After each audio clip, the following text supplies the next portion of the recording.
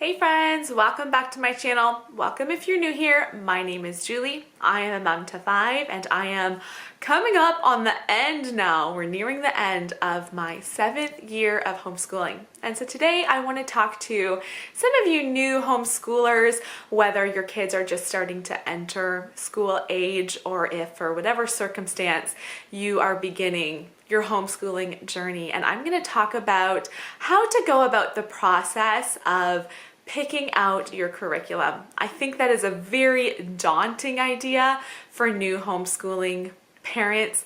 How do we go about picking out our curriculum? So I have my phone out here and I have written like quite a few paragraphs, notes I jotted down last night, late last night. It was like 10:30 and I was like, I need to write some notes out, how to choose curriculum.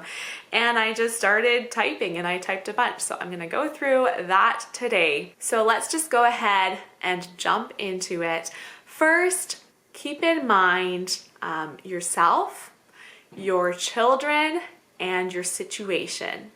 Those three things as you are about to choose. I think we all know, like, keep in mind your child and what way they learn, but I think often people forget to think about yourself as the teacher and what you prefer to. So yes, the children's wants and needs is important, but also remember yourself, your preferences and your teaching style. If you only think about your kids, you can be very quickly drained, you'll reach burnout, and if you as the parent just can't do it anymore, then your homeschooling journey is going to end. So think about your child and their needs, you as a parent, as a mom, and your needs, and also your situation. So your family situation, if you are working from home, how many kids you have, that can definitely affect your curriculum, your daily schedule, your finances, time constraints. There's a lot to think about. So what are you looking for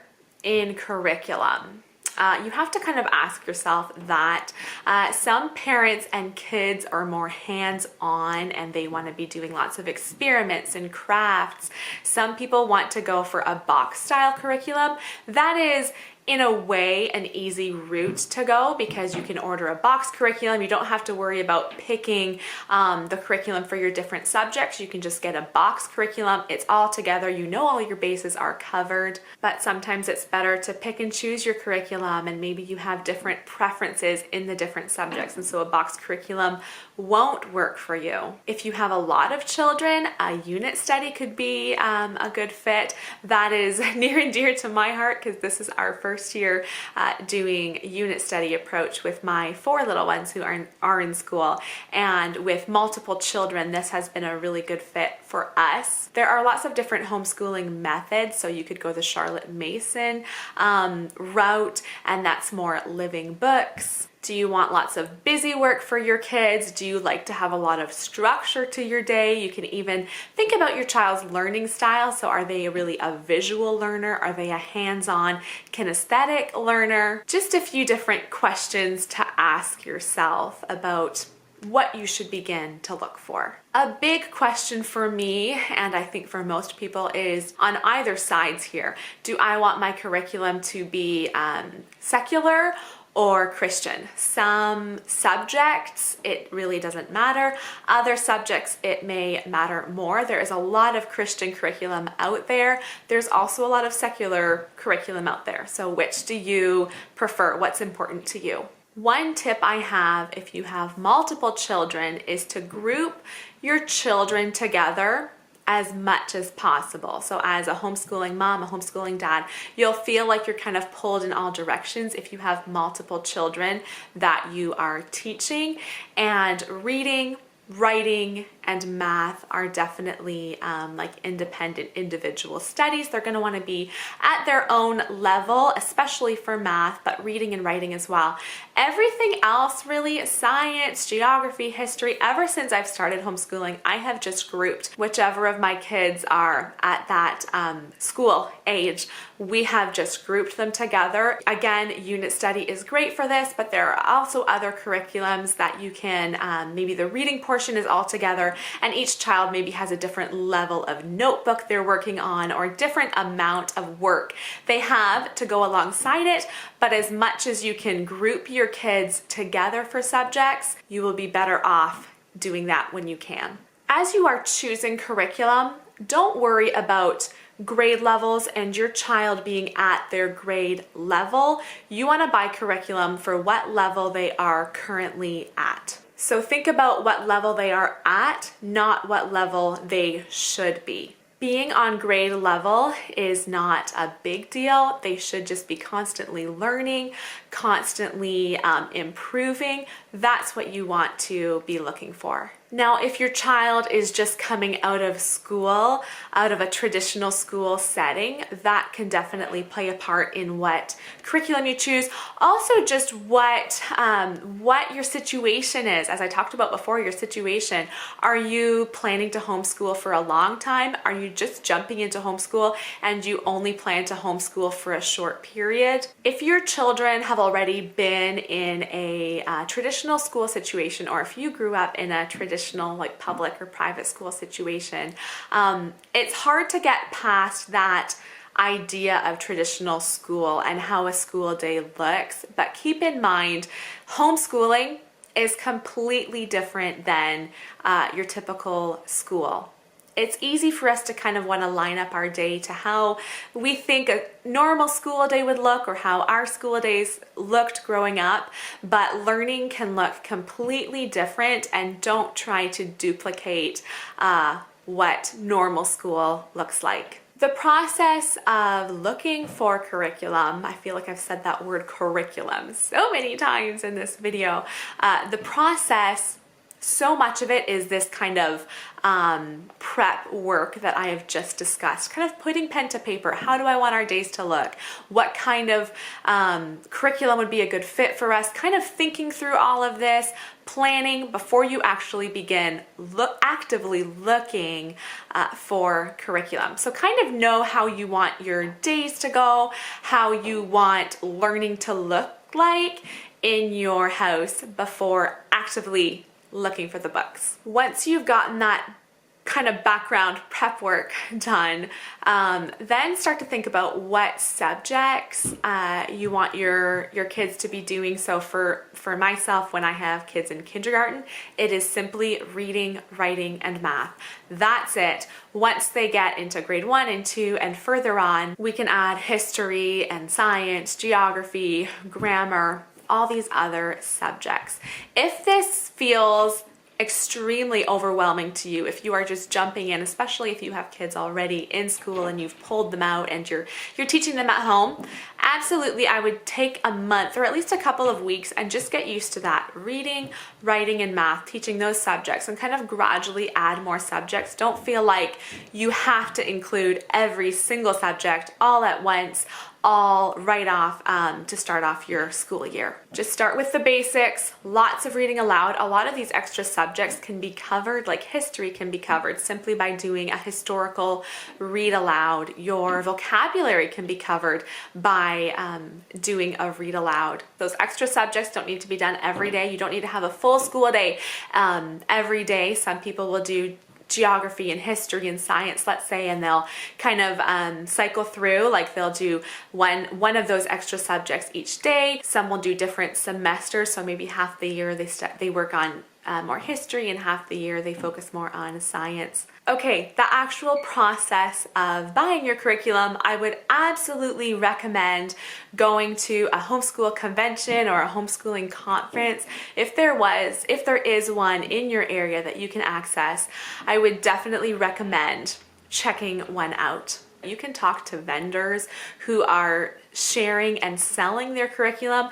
Hear them talk, let them tell you a little bit more about their curriculum and why they are promoting it, why they think it is a good curriculum. Pick up the books, page through them, flip through them, and just see what's out there. Just get a grasp of what is being sold, what is being offered, and what these specific distributors are producing. Even if you leave a curriculum sale, a conference like that, and you buy absolutely nothing, I think you have still gone a big step ahead simply by kind of experiencing, understanding the different curriculum types. Yes, it is daunting checking out curriculum. Yes, it is overwhelming. You will figure it out. And once you have chosen your curriculum, it is just such a big relief. I think even if you start your year off and you fairly quickly realize, oh, you know what? I don't think this was the best writing curriculum. I think maybe next year I'll look for something a little bit different. Even still, you've used it, you've tried it out, you've gone leaps and bounds ahead just by trying it out, and that will show you exactly what you want to look for next time. Maybe what was missing in this curriculum that you want to fix when you choose a different curriculum. Then when you do look for a substitute for that curriculum, whether you switch right then or you wait till the next year to switch, it will be so much simpler to look for the substitute because you know what you're looking for. This is kind of comparable to looking for a house. You know, when you look for your first house to buy and you just aren't quite sure what you're looking for. You kind of see what you like and what you don't like. You buy a house. Then when you go and buy your next house, you know exactly what I didn't like that porch in the last house. I didn't like how the laundry room was in the basement. I want my laundry room on the main floor. It really gets you that step ahead in knowing what you want to be different the next time. Now, if conventions and curriculum sales aren't an option, if that's not available in your area, I know what that's like. They are very far and few and far between. Here in where I'm living in Ontario, I know in the States, from what I hear, it sounds like there are more available, but maybe those sales and conventions aren't available to you. There are also great YouTube videos like mine. I have curriculum videos where I share flip throughs of our curriculum, but there are so many other YouTube channels, blog posts, all about curriculum where people are explaining what they use, why they use it, flip throughs. Even if I am just simply looking on Amazon or a curriculum site, I always look for flip throughs. I love to see the inside of the book, just kind of know what's in there before I decide to purchase. I also just love hearing or reading reviews. So again, if I'm on Amazon, I can look through the comments and just see people's criticism. There's always going to be some negative criticism, but if there's overwhelming negative reviews or a lot of comments on it being dry or whatever, it just can really help you understand more, make you more prepared before you purchase. Don't feel like you have to break the bank when shopping for curriculum. There are so many options out there. Sometimes it feels like there are way too many options. And there are some subjects maybe that you will think, oh, I don't want to chintz out on this subject. I want to get what's best. So for math, for us, for instance, it's not cheap, but I really think it's the best math curriculum for us, and so I'm not buying something cheaper. I'm going for it. I'm spending the money because that's important. There are other subjects maybe that I wouldn't spend as much on. With writing, we do use a curriculum, but you can totally get away with writing and not using a curriculum, just getting printables, using a whiteboard, showing them how to form their letters, just printing out lined paper, even like the kindergarten lined paper. For read aloud books or readers, you can go to the library. The library has tons of books, chapter books. You can also go to a used bookstore. So work with what money you have, make that work for you. Don't feel like you have to buy the most expensive curriculum out there. This is just my opinion on it, but if a curriculum isn't working for me, not saying this is how you should do it, but if a curriculum's not working for me and my family, not if it's not working, but if I start to go through it and think, I'm not really a fan of this curriculum, we choose to just press through anyways. I don't know if I've ever switched curriculum in the middle of the year. Now, if you do, I know people do, that's fine. My personal preference, I don't switch curriculum. I just press through. Now, I might kind of supplement it with something else, like do a few printables here and there, skip pages if I need to, kind of make it work for me. Make the curriculum your tool. Make it work for you. Don't feel like you're a slave to the curriculum, that you have to follow it exactly as it's laid out and do every single lesson. Make it work for you. And again, then the next year, I know exactly what I didn't like about that curriculum. So when I'm doing next year's shopping, I know what to look for and can usually fairly easily find a substitute that I think will work better for our family. I hope that was helpful to you guys. I know there are a lot of people that are beginning to homeschool and it can easily feel overwhelming, but I hope this was a little bit helpful in starting this journey of looking for new curriculum. If you want to see more homeschooling content, I do post a lot of homeschooling videos here on my channel, so make sure you subscribe. And if you know someone who would benefit from watching this, then share it, like it, comment down below, and I will see you guys in my next video. Bye-bye, guys.